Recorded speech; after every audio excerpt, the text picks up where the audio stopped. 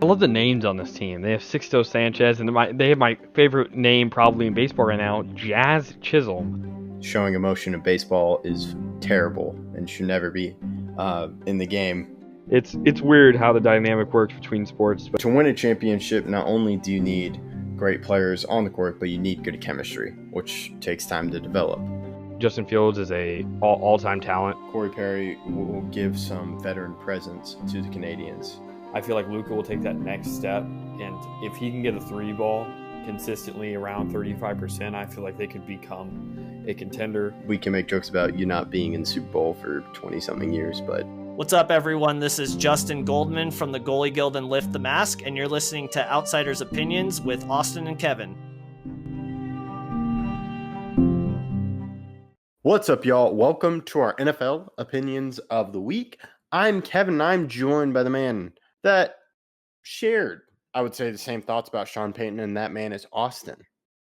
Yeah, but I think we're kind of being proven wrong, Kevin. What are your thoughts on that? Yeah, so Bo Nix has not played well, but the Broncos have played well. I don't think Bo Nix has played bad. He isn't throwing them out of games. Yes, that's a good point. And I believe they have a three-game winning streak. No, they had a 3-game winning streak, but then they lost to the Chargers and then beat the Saints. Oh, I forgot they lost to the Chargers. Yeah, so they're 4-3. They're above 500. I don't think we really expected that. Their losses are against teams that are above 500 or better, or 500 or better. They lost to the Seahawks, the Steelers, who are above 500, and the Chargers, I believe, are 500. Oh no, the Chargers are above 500. They're 3-2.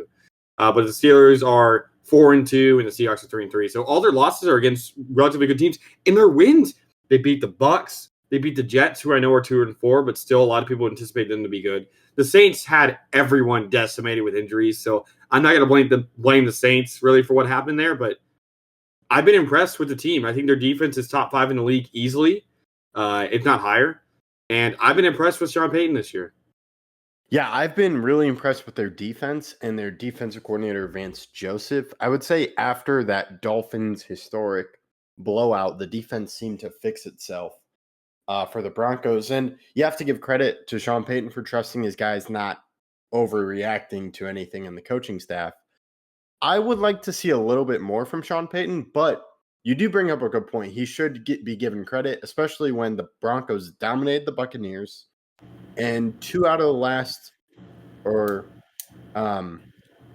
if you look at the offense, they scored 26 against the Bucs. They had 10 against the Jets, but that's a really good defense. 34 against the Raiders, only 16 against the Chargers, but then 33 against the Saints as well. So it looks like that offense is starting to pick up, despite Bo Nix isn't playing great, but he's not playing terrible, as you mentioned. Yeah, I mean, does he only have 5 touchdown passes in 6 games? Yes, but he also has 3 rushing touchdowns. He has 255 rushing yards. That's 36 per game.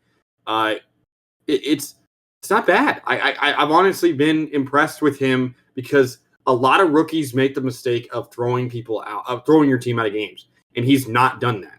And I do think he deserves credit in that regard. Yeah, and I would say most of that probably goes to Sean Payton. And this was a big season for Sean Payton. It could still change, but their upcoming game is against the Panthers, but then they have the Ravens, Chiefs, Falcons. But I would say it's not a dumpster fire, which I think we both thought it was going to be, given just how Sean Payton came in and said, I'll make it work with Russell Wilson. Then he was like, never mind, it's not going to work. So that's something. He may still be that quarterback guru, which we were questioning after last season. Yeah, and rookies aren't supposed to come in and be game changers like Jaden Daniels or even Caleb Williams to kind of turn into. So I still think Bo Nix is on the right track, and I do think he's coached him well. He has 61% completion percentage. He's only averaging 178 yards per game, 5 touchdowns, 5 picks, but he's averaging under a pick per game. He has no fumbles, which I think is the most impressive part in my mind. Because a lot of rookies, a lot of quarterbacks fumble a lot when they get sacked, when they get hit, when they're running the ball. He has no fumbles, not even fumbles lost, no fumbles at all. And that's impressive. He's not turning the ball over. And doing that allows his defense to rest and then play well like they are. Their defense is definitely carrying them. Their defense is a big reason why they're winning games. But I do think Bo Nix deserves more credit than he's maybe being given because he's not throwing them out of games. Yeah, and I think Sean Payton deserves credit for a start that has had some bumps, but they've been able to get through those bumps. They were 0-2, but then they started to rattle off some wins. I would say, is there anything, what would you like to see for the rest of the season from Sean Payton? For this team to be truly a playoff team, I do think we need to see more from the offense. You bring up the fact that they scored 33 last time, but I was against an injured defense, and they actually didn't score 33 because there was a defensive touchdown. I do need to see more from the offense, maybe a little bit more from Bo Nix, but I don't think having a game if your rookie QB is a good game manager, that's a good thing. Not everyone is Mahomes in their first season as a starter. I know Mahomes wasn't a rookie, but a first season as a starter, not everyone's Mahomes. Not everyone's Dane Daniels. It's okay. A guy can go from a game manager to a very good quarterback.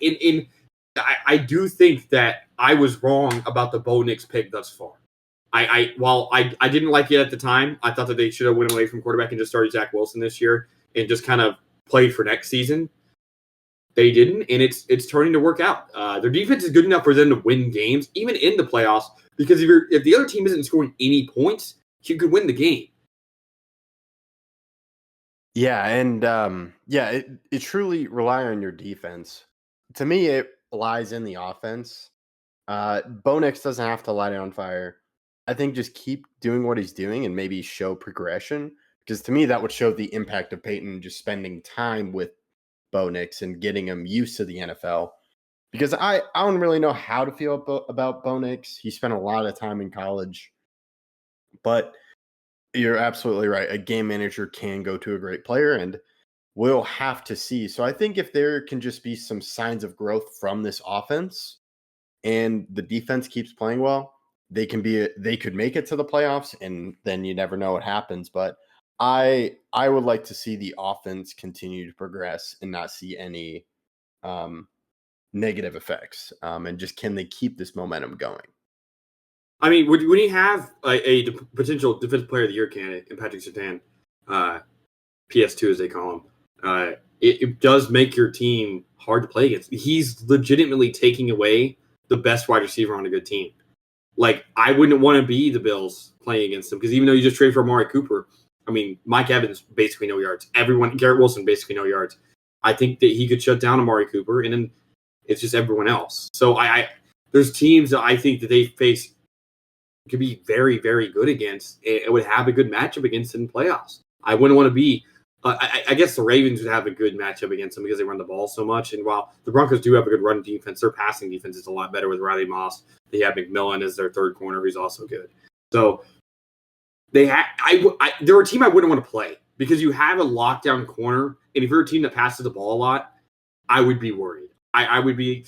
I don't really know how this game's going to work out. You have a team like the Chargers that runs the ball a lot. The Steelers run the ball a lot. That's why they win those games. Obviously, maybe the first game of the year, that game was close between the Broncos and Seahawks, and they were just still figuring stuff out. That was one of the worser games from Bo Nix. But it was also the first game of his career, so I'm not going to hold that against him.